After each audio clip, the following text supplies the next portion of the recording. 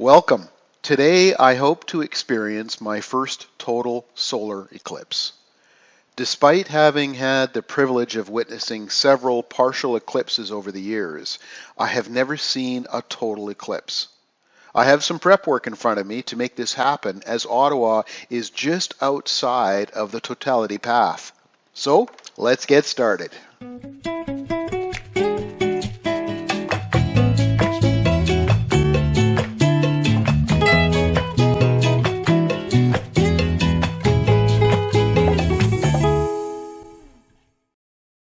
So not only is Ottawa outside of the path of totality, there is a warm front moving in, threatening to obscure the event. My initial plan was to head south to Brockville, which would put us directly under the path of totality. However, looking at the weather system, I think the further that we move east, the better chance we will have of an unobscured view of the sky. So we're going to head to Cornwall. The solar eclipse viewing box I made is big. I did this to ensure I would have a long enough focal length to ensure an image large enough to photograph. However, although the viewer is super light, it was very bulky, and I already had the luggage area full of camera gear, food, water, lawn chairs, a table, tripods, as well as typical survival gear and tools.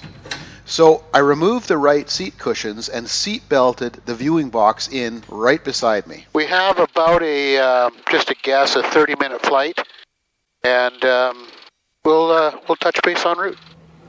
Here we have a good view of the city of Ottawa. Gatineau, Quebec on the left side of the Ottawa River, and Ottawa, Ontario on the right. I'm 38 nautical miles back from Cornwall, estimating Cornwall in 15 minutes. Don't know if this camera can pick up the St. Lawrence or not, but that's the dividing line between Canada and United States. We're 10 minutes back from Cornwall. We need to start our descent. Whiskey Kilo here, that's approved as requested. You're also exiting Ottawa Class C airspace. Radar services terminated. Contact on our frequency. Good afternoon. Whiskey Kilo here, thanks for help. Once in Cornwall, we gathered with other pilots that had flown in for the event.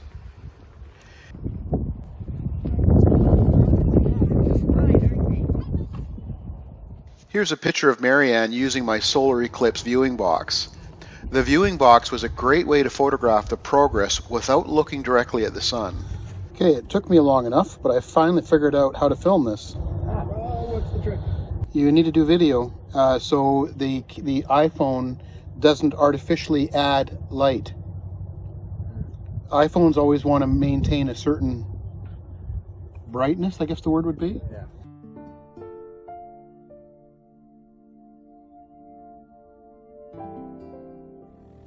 As the eclipse started, even more families arrived by car and aircraft from northern and western Ontario and Quebec. Pretty soon we had a good-sized gathering. We're within 15, 16.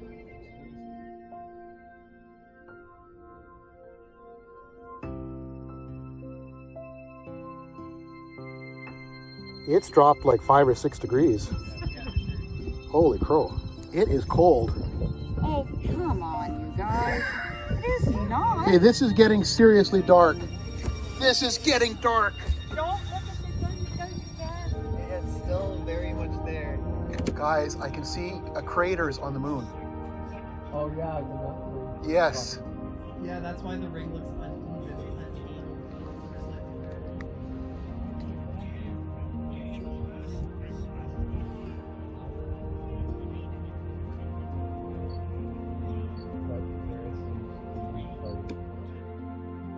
Just popped on, and just in time, because now we're getting dangerous again. That's the danger. Okay, gotta stop looking. Yeah.